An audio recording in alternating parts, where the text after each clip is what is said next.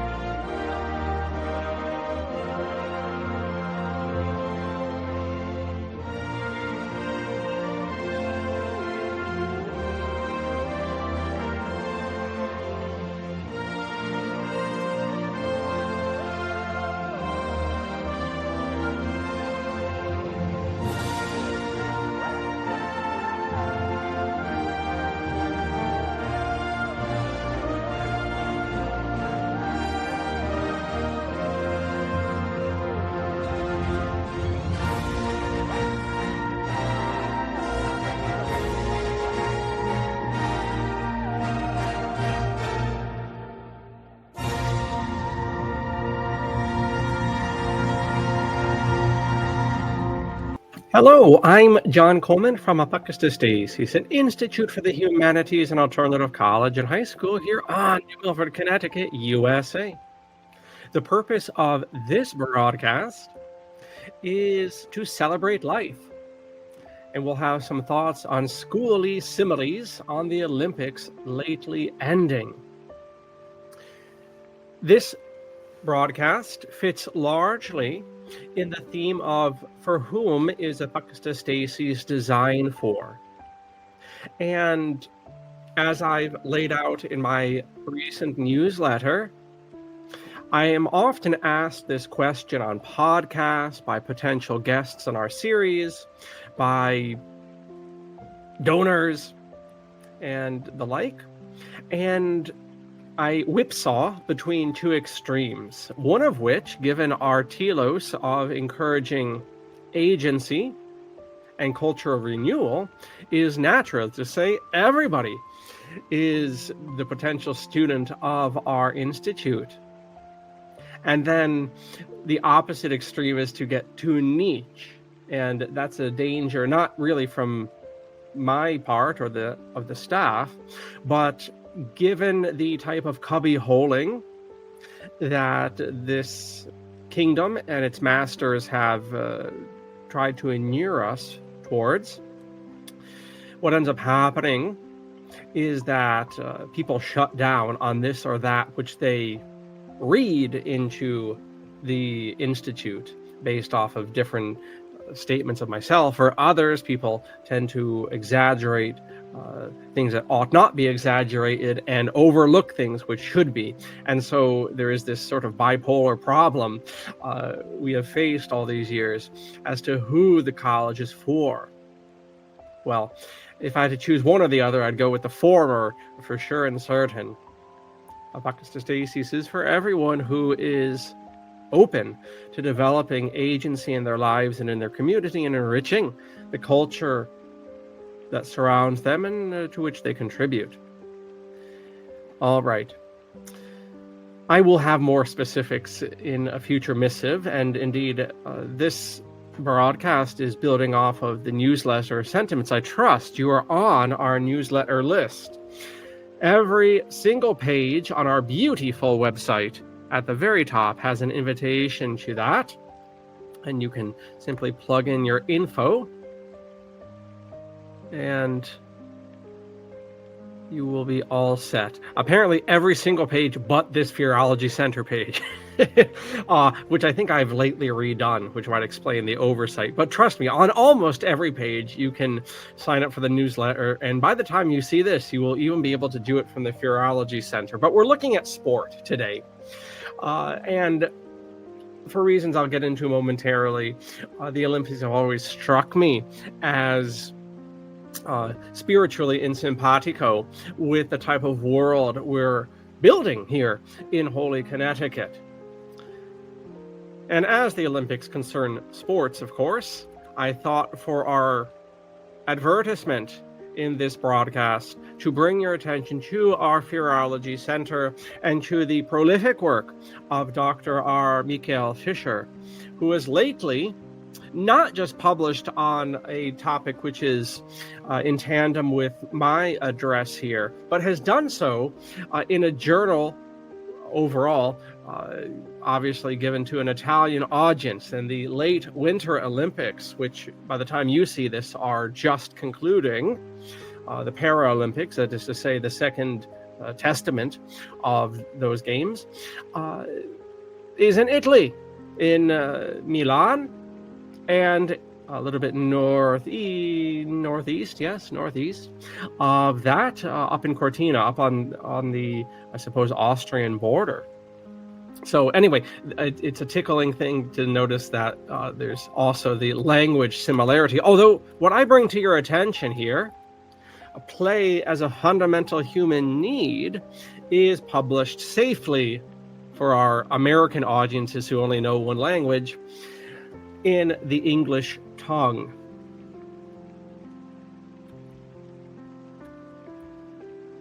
Although I'm looking here and it appears to be in Italian. I do believe, there we go. You get it in Italian and you get it in safe North American English. So whatever tickles your fancy. Okay, there we go. I don't remember that Italian part. I'm thinking to myself out loud. But yeah, the English bit is underneath it. And this is an Italian journal, so you get the translation. All right, so check that out. Play as a fundamental human need from Dr. Fisher. And that's a great place to start out with. And again, the purpose of this broadcast is to draw some visionary, some spiritual similarities between the Olympic vision and something that has moved me and has found great enthusiasm from me all these years, and that are the Paralympics, the handicapped Olympics. I should also say, in terms of motivation for this broadcast, that I will imminently be writing, and please God, by the beginning of Holy April, publishing on an expansion of these themes beyond Apocatastasis. So the newsletter remarks and these remarks are appropriate to our work here in Holy Connecticut. There is going to be very soon a adjunct to this, simply looking at the themes of the Olympics beyond our school concerns. And I hope to elaborate certain of those points here. The first time I paid attention to the Olympics and noticed there was such a thing as the Paralympics was during the Sochi Games, so the Winter Olympics, probably 14 years ago at this hour. My goodness gracious, where does the time go? Sochi being in Russia. And Vladimir Putin running Russia at that hour as well. So certain things change and certain things stay the same. But I was very much taken with the whole Olympic vision, which I was introduced to at that point. One of the things I wish to get into in this broadcast and in much greater depth is a certain moderation that maybe age gives one, or maturity which can sometimes be found without age, gives one. And that is being able to separate the wheat from the chaff, or the wheat from the tares, if you want to use the biblical analogy. And being able to separate one's politics or historical consciousness of the Olympics and its, in a different sense of the word, its agentic use. And in our day, especially when it comes to these opening and closing ceremonies, occasionally certain extravagances or eccentricities that have attended. I mean, there have been obviously very dark ritualistic aspects about certain of these events at certain times. And it takes a moderate hand to be able to take what is good in something and to not throw all of it out. And I'll revisit that in this broadcast and in my subsequent writing. But towards apokatastasis and towards the Olympic vision and trying to make these similes, I thought it most helpful to use this letter from the Catholic Pope Leo XIV, an American, incidentally. And as all good Americans are, there are many bad Americans, but as all good Americans are, a man of idealism and a certain vision there. I mean, America is, well, I suppose the only country that has a birth date, a definite birth date. This is quite unusual if you look at the nations of the world. And part of that Independence Day, of which we're up on a hell of an anniversary, 250 years. Part of that is in that Independence Day vision, being able to imagine a world. If you read the Declaration of Independence, there's a certain world that's envisioned. Now, even there, we have to separate the wheat from the tares and appreciate what's good in that and what might be the subject of criticism. That's maturity, and that's the life of the mind, which we advocate here at Apokatastasis. But it's not for nothing that this document, which is listed below in the description, is from an American author. So I thought to read a little bit about this, focusing on the dynamic of teamwork. As I've laid out in the newsletter, which you have been guilted into signing up for, no doubt, one of the dangers that any alternative school has, or any alternative group or faction, whatever, is to focus too much on what makes you different.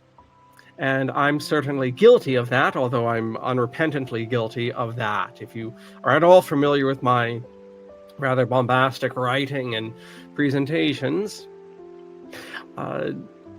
there's a lot of that. There's a lot of critique of the world that comes from my throat and my pen as it regards apokatastasis. So we're constantly defining ourselves as to what makes us different from this rather bourgeois world. In that one vocable, bourgeois, we have everything that we are not here at apokatastasis. And you can avail yourself of my ramblings to understand some of the nuances there. The world we see, I define as bourgeois. And in any instance, anything we see, whether those are physical things or structures in society, and indeed structures in our own individual lives, are the product of thinking. And the reason public concerns, politics occasionally, although I'm rather chaste on this when it comes to the platforms of the school, and general outlook of criticism, which is not always negative, where that comes from is this consciousness. How does that connect? How do all the multifaceted topics that come up between myself and the staff members and our different publications and whatnot, how does that have to do with the work of our school? I don't understand. Well, you don't understand because the master of this system and his people, John Rockefeller, created a system in public school, a system in private school, a system in religious school, a system in secular school, a system in homeschool, a system in the mainstream. A system which is the same system. It is fundamentally the same system. Almost everything in these so-called alternatives are just aping the Rockefeller system. And the reason you can't make connections is because your attention was deliberately destroyed by studging things in 45-minute increments for 12 and 16 years. So the reason you can't see things in a symphony, or you can't see things in a you can't hear things in a symphony, and you cannot see things in a unity. What do you call that? I'm trying to think. Not diorama, but when you have a painting which surrounds you, like if you go to Gettysburg, there's a room in the Gettysburg Museum, and it's a single painting around a circular wall, and where you turn is the entire battle over 3 days. Forgive me, my metaphors break down. The reason you cannot hear things in a symphony and see things in a diorama, or whatever that proper term is, cyclorama? Is it a cyclorama? Whatever the case, you understand what I'm saying. The reason our concentration is shattered, it was deliberate. Okay. But nevertheless, this world, our own individual lives, the physical world we see, and the social world we interact with invisibly, structurally, is the product of thinking. And the way we learn to think or misthink in our youth and in our academic training as we approach manhood is directly related. And so if we have problems, we all talk about problems. There's a whole world of these podcasts and newspapers and political parties attempting to address these problems, usually causing them, but whatever. If we see problems, the reason these things come about largely has to do with the way we have learned to perceive the world in our youthful instruction. And so there you go. There's your direct line as to why we have so many facets, so many cacophonous, to the uninitiated, so many cacophonous facets to this work, has to do with how we are trained in our youth. Sport, getting back to the topic here, sport is a great parallel, I find, to what it is, and the ideals of sport and the virtues of sport is a tremendous ideal as to what it is that we are doing in the meta sense. Now, I will have a follow-up newsletter, specifically demarcating whom it would seem are the best students for apocatastasis. If you haven't noticed with the newsletters, they tend to go back and forth between rather grandiose and abstract philosophical meditations and the day-to-day nuts and bolts of things. It takes a deft hand to be able to balance these properly. Most people tend to not splurge, gorge themselves on complete philosophy and the abstract, or complete specificity on the other hand. So bouncing back and forth, I guess, is a good via media. Okay, so this document, again, it is linked below, is from the Catholic Pope, but it is not something that's only limited to a certain Christian confession. I think it has many applications to many people, all men of goodwill. And in fact, not to get too nerdy, but you can have a whole conversation, maybe we'll have it sometime, as to who the addresses of papal documents are. And increasingly over the centuries, they tend to get broader and broader, largely as the confessional Catholic mind gets narrower and narrower through no fault of the institutional churches. But anyhow, that itself is another discussion. in any instance, I think the application of this address is very broad altogether and touches on aspects of sport which are completely removed from any sort of religious confession. So I'll read a little bit here and particularly focus on that part of teamwork, because again, the purpose, the telos of Apocatastasis, who would, in the broadest sense, fit in with our vision, are those who both take agency in their own lives and in their communities, and wish, W-I-S-H, wish to enrich those things.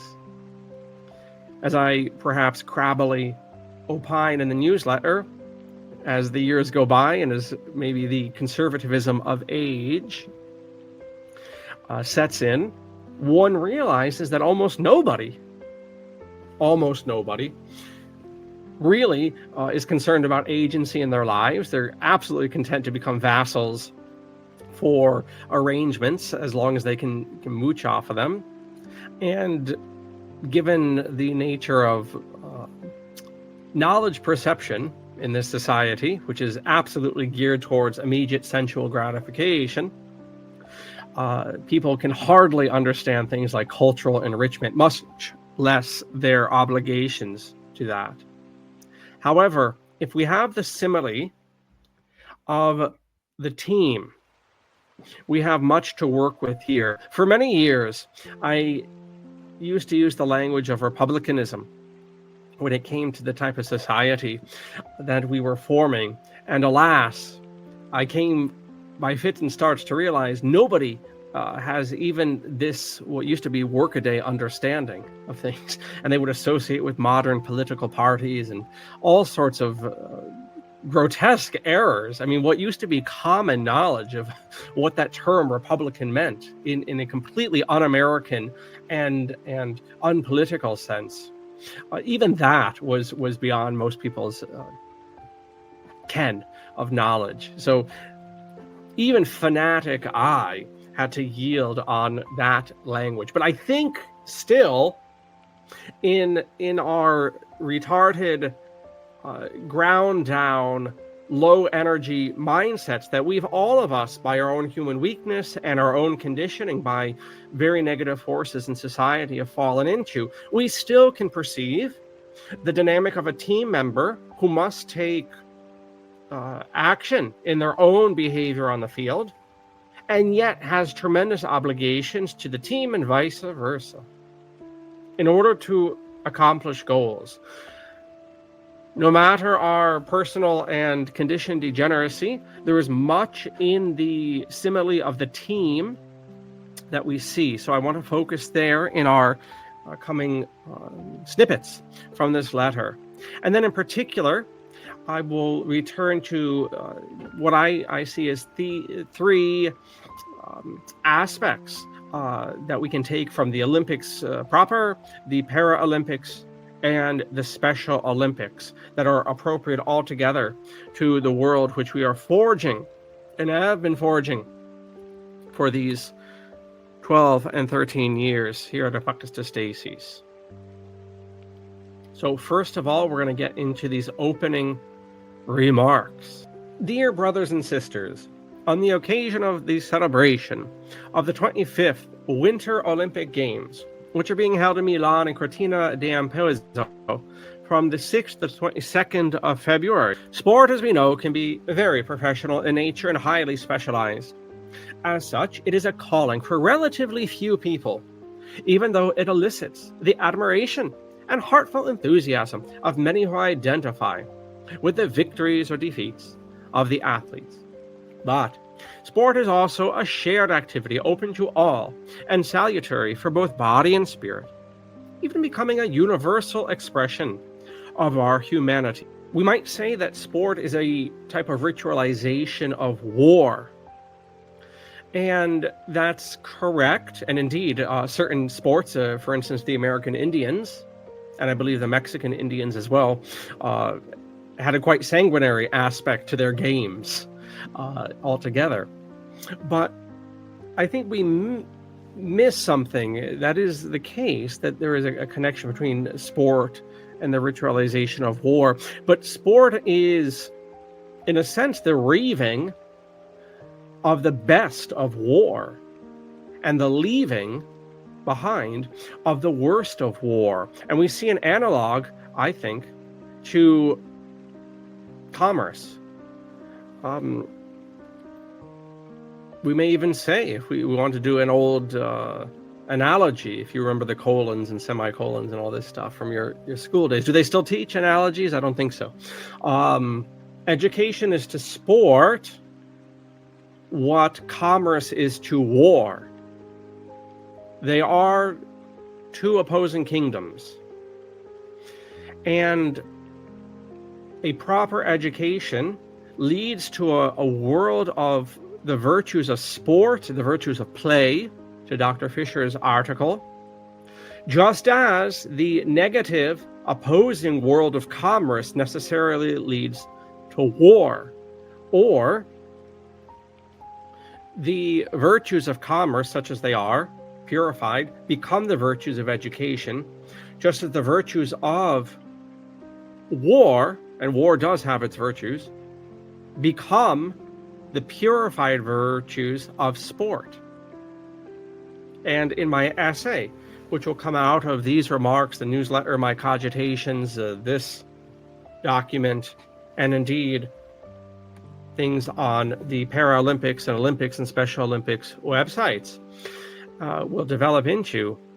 Indeed, we have two separate camps here. On the occasion of past Olympic Games, my predecessors have emphasized how sport can play an important role for the good of humanity, especially in the promotion of peace. In 1984, for example, St. John Paul II, speaking to young athletes from around the world, quoted the Olympic Charter, which regarded sport as an important factor, a quote, of a better understanding between each other and a friendship, thereby helping to build a better and more peaceful world, unquote.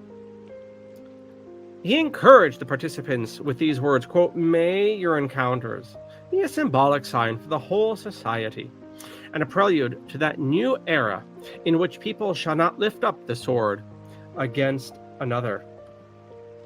Now, it is not for nothing that these activities of peace, these Olympic and Paralympic Games, the Special Olympics for reasons of necessity, and to use the Catholic language, pastoral accommodation, the Special Olympics are most suited towards their very local and progressive throughout the year, that is to say progressive throughout the calendar usage, right? The Special Olympics, which are part of the Olympic family, are done on a type of perpetual rolling local reason, because retarded people, they can't be traveling in planes and having huge buildups every 4 years.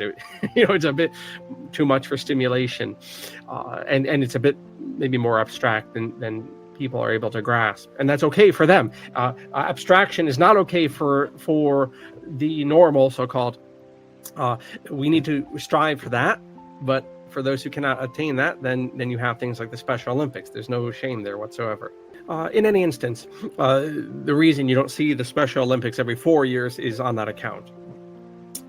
But it is not for nothing, and I will be talking about this during my broadcast this week of grace coming up on the 16th of Holy March. That's a Monday at 10 a.m. on Revolution Radio. I will be talking about the historical origins of the Olympics. They fit in perfectly. Chef's kiss. They fit in perfectly with where we're at in the project. We're looking at the interwar period and the build up to what we call the Second World War. And there's a lot to that, but I always try to sync, and have no shortage of opportunities to sync my broadcasts on Revolution Radio, 10 a.m. Eastern on Mondays, to events in the press. So it's not for nothing. I'm finding, trying to always make connections to build out this tapestry or this cyclorama or this symphony, whatever your simile of choice is, this connection between universal education and life and the panoply of life. It's very interesting to me that the historical Paralympics, the handicapped so-called Olympics, were the result of the First World War. They were the result of the the organization of the veterans, the wounded veterans of the First World War, to come up with these international games in conjunction with the Olympics, which had been going on for 25 years by, say, the early 1920s. 30 years. I believe the first Olympic Games were in the mid 1890s. The first Paralympic Games were in the 1920s. Again, pushed forward by World War I veterans. Okay, it's not for nothing, I find, on a meta-spiritual, numinous aspect, that here we are with a world at war, a world which for some years have been using the expression the Third World War, that we have now the Paralympics concluding as of this broadcast. It's not just the events in Iran. We have to plug in the genocide of the Palestinians, which has gone on underneath our nose, and the war in Ukraine, the war in Yemen. These have all been going on, and these are preludes to, in my opinion, in my reading of things, what's more than opinion, the definite showdown which the West intends to foment between Russia and NATO, and the final showdown in these insane people's brains between the West, so-called liberal West, and China. And on the second point, just read their Foreign Affairs Journal. That's basically the the blog of the globalists, and in multifaceted ways, in their own devilish visions, they absolutely see the final cacophonous confrontation between China and America ultimately. But in any case, it's not for nothing we have the Olympics and the Paralympics happening at this moment. That you have, the Paralympics coming out of the First World War. Here we are in the Third World War, and we have the Paralympics. And in each instance, and every single time, nobody cares about them. Nobody gives a flip about these things. And the beauty, there's actually a great testimony of human life there, right? The herd. We're also in Lent, and we're also, the Muslims have their Ramadan this year, right? I mean, what's the lesson of Lent? What's the lesson of Ramadan? The herd doesn't care about beautiful things. Who fasts? Who cares about the Paralympics? Who cares about the Special Olympics? Who cares about the virtue of Olympics in general, of sport in general? Who cares? The herd wants their sensationalism, right? I mean, as long as I've been watching the Paralympics, I've noticed that they get maybe, Allahu Alam, maybe they get 1/10 of the coverage that the Olympics get. And the Olympics barely get any coverage at all. And that's really strange, because in this country, it's the NBC News, National Broadcasting Corporation, and they spend a lot of money on the license for that.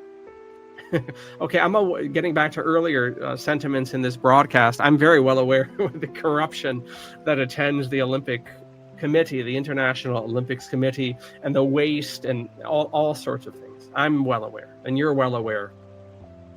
And just like we're well aware of the silly things that happen at some of these opening and closing ceremonies.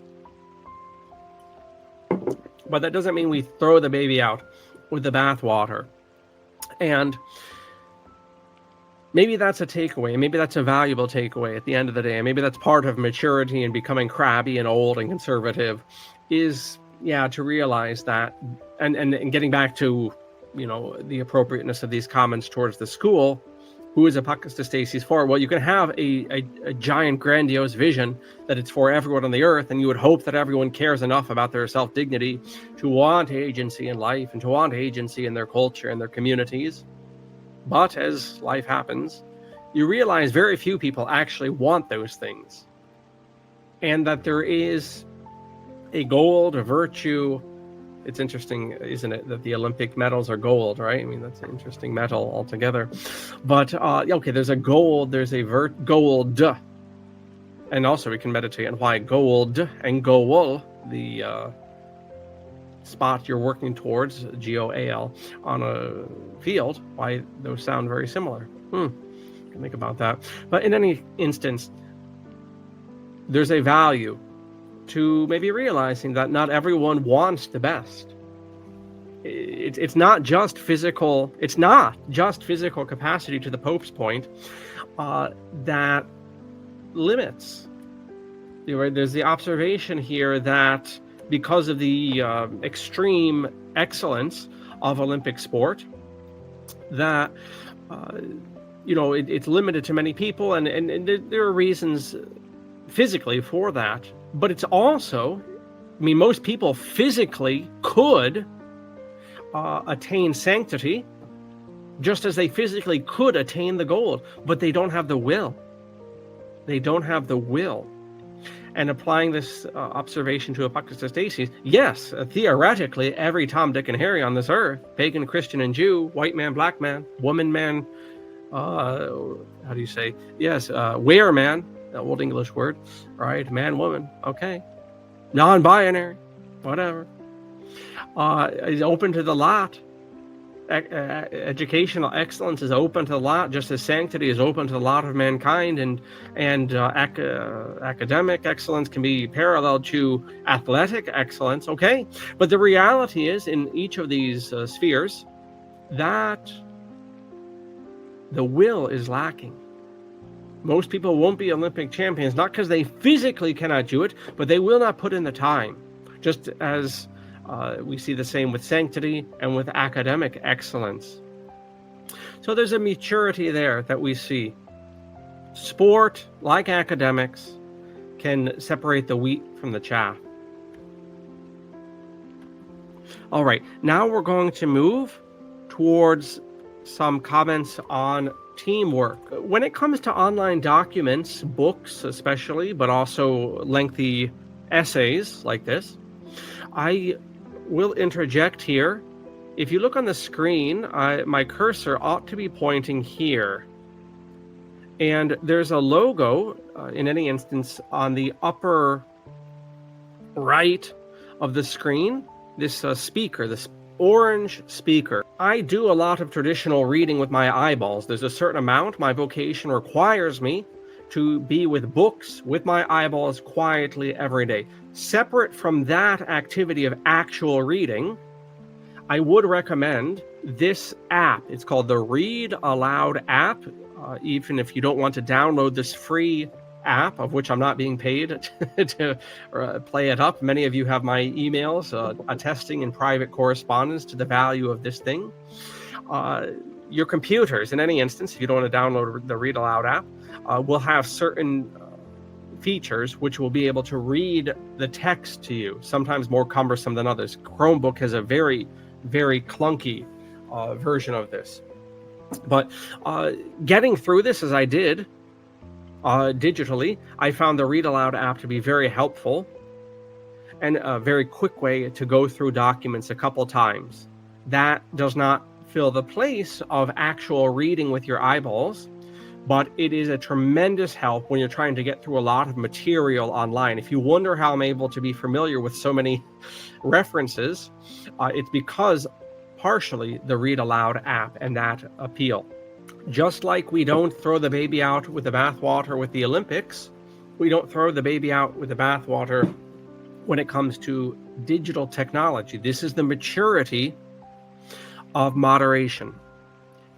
And the Pope says towards the team aspect of sports, and if Apocatastasis is fundamentally an anti-bourgeois, anti-commercial, opposed to commerce,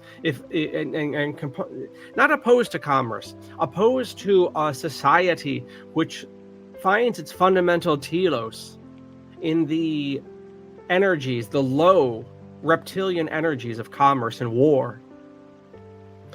If that is one way to phrase what it is we've been doing in Connecticut all these 12 years, well, a major and happy replacement of that is the simile of the sports player and the team. You are not a consumer. Your masters have told you to be consumers. Your lower nature has fit into that slavery, just as every slave has fit warmly into their servitude. You are not that, though. I said we are in Ramadan, we are in Lent. Okay, I mean, that's the purpose of the fasting in these traditions. You're not a smoker, you're not a drinker, you're not a swear. You may do these things from time to time.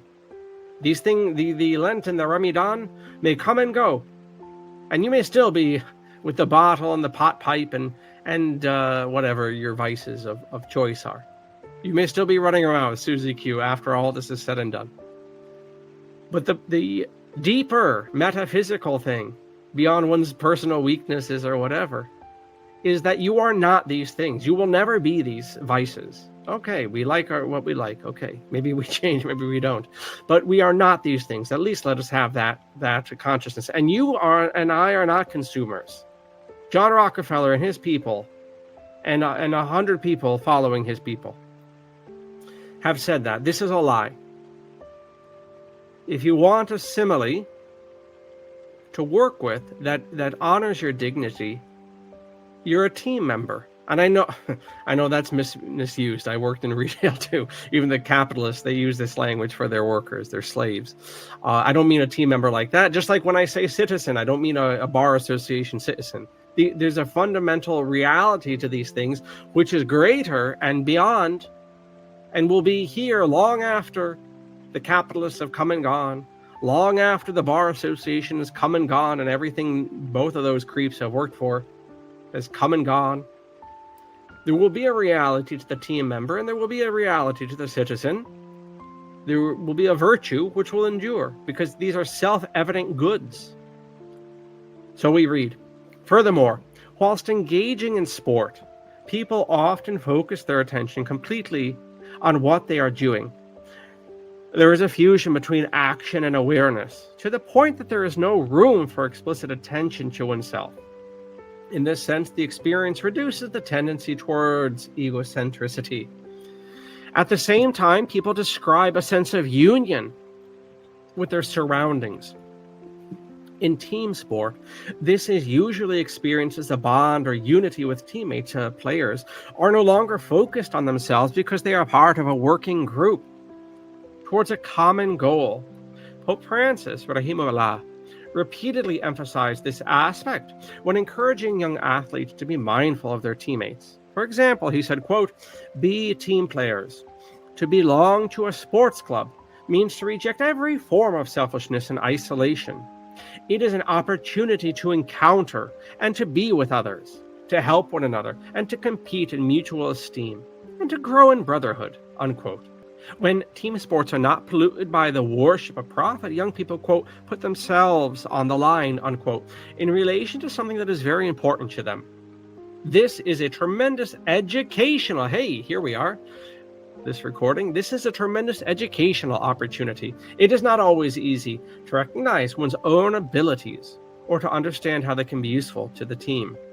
Moreover, working together with peers sometimes involves dealing with conflicts and managing frustrations and failures.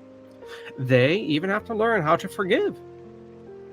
In this way, fundamental personal, Christian, and civic virtues take shape. Coaches, speaking of leaders, I just published on piety, on devotion to our ancestors.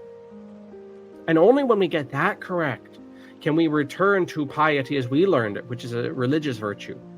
Grace builds on nature. The virtues of sport, which ought to be the model or the reflection of the virtues of the classroom, not the consumer. What a bastardization it has been to tell our children, literally children in chronology, that the reason they go to school is to get a job. What a betrayal. And some of you homeschoolers and you unschoolers have been just as craven in this regard as the public schools. At least the public schools have enough decency to tell you that they are just commercial whores. They want nothing in the public schools to do but to make commercial automatons. At least they have the decency to say that. Shame on you unschoolers, and shame on you homeschoolers and road schoolers and forest schoolers and all. Shame on you for using beautiful things, but at the end of the day, wanting the same low thing that the public school ever had in mind, to have a commercially successful UNICEF. What a horrible thing. This is why, if you haven't noticed the past couple of years, I'm just distancing myself from this nonsense called alternative education. You all want the same thing. You'll want this low reptilian commercial satisfaction. Replace that. Replace that with at least the team. Right? If you don't want to replace it with the Ummah or whatever the Hindus have for their heroes, or the church and the saints and whatever, right? At least at least just go to public school, because there are competent people there. They'll give you a competent commercial education and you'll be commercially successful. Don't do the half-assed thing that the homeschoolers do, which is pretend to all these great virtues, but at the end of the day, yeah, you got to fit in at the end of the day. This is my whole life for 20 years, is these people, they have these great ideals, but at the end of the day, they want the bourgeois commercial success. And a double-minded man is worse than even a capitalist, even a mammonic automaton. At least the automaton knows what he is and what he wants his children to be. But woe to the double-minded man. But towards piety, finally, I'll end on this. Coaches play a fundamental role in creating an environment in which these dynamics can be experienced, accompanying the players through them. Given the human complexity involved, it is a great help when a coach is guided by spiritual values. This could be the teacher, right? We're making parallels in this recording. There are many coaches of this kind in Christian communities and other educational settings as well as the competitive and professional elite levels. They often describe the team culture as one, the classroom culture for us, as one based on love, which respects and supports each person. That's what we want, right? That's what I want to bring here. What is the simile to the Olympics and Apocatastasis? And to game and sport and play, to Dr. Fisher's essay, and to the classroom, right? It is love and support. Do we have the stamina? We have words. This is the problem of the homeschoolers and all these other factions. They have great words. Do we have the stamina? I'm not your enemy, homeschoolers, but you really dropped the ball. Do we have the stamina to verb this reality? Do we have the stamina of the Olympians and the Paralympians and the Special Olympians to build this world, this space of love and support and being seen? In particular, I point out the latter two. We can see the excellence of the Olympics, and that should not be shifted. But we see, of course, the triumph over conditions and towards tribulations, extraordinary tribulations, when it comes to the Paralympics, which are just ending as this recording goes to press, or goes to upload, I guess, and the Special Olympics, which run throughout the years in our local communities, thanks be to God. Do we have the virtues of these athletes in the educational world that we see? I don't think so. I certainly don't think so. I think we have lots of talk. We have lots of visions like Gnostics. We have lots of great ideas. But we don't have the stamina. Let us learn from the team. Let us learn from the coaches who often speak of a world of love and support, and towards my observation, towards being seen. There are many things. You don't even know how grouchy I am in my brain. You think I'm grouchy on these recordings? You think I'm grouchy in private conversation? You should be in my head when I'm driving around or in a public space. I'm very grouchy with things, but there's a few things that are okay in our day and age. One of those are that cars are lasting longer than they used to. So that's good. But another thing is that we can see the so-called handicapped, the so-called retarded. We can see them more. There are provisions that need to be made for these people more than they have been. It's another discussion. In the privatization of asylums and whatever, that's another discussion altogether.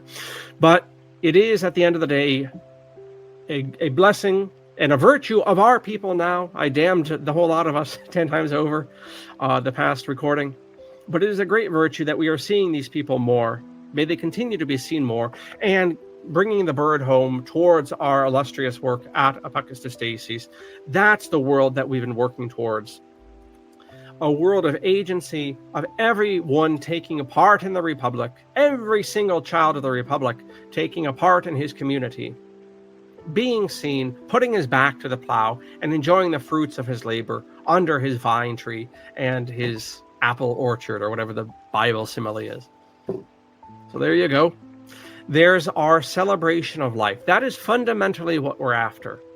And sometimes, oftentimes, for years on end, in fact, I, like a good fanatic, get waylaid into what apocatastasis is not, what we are not doing, damning every other Tom, Dick, and Harry and every other educational modality. Don't take it too literally. Let us remember what we're about. And I think that is what we have in Simpatico with the Olympic vision. We're about celebrating life. And as regards these communities, there is much we can learn. I didn't mention this heretofore, but to be in the Olympics, very, very much to their credit, you cannot be a commercial athlete. It's only open to amateurs. And we remember, because we know Latin, amor is love in the third declension. Amor is love. The amateur is not someone who is sloppy.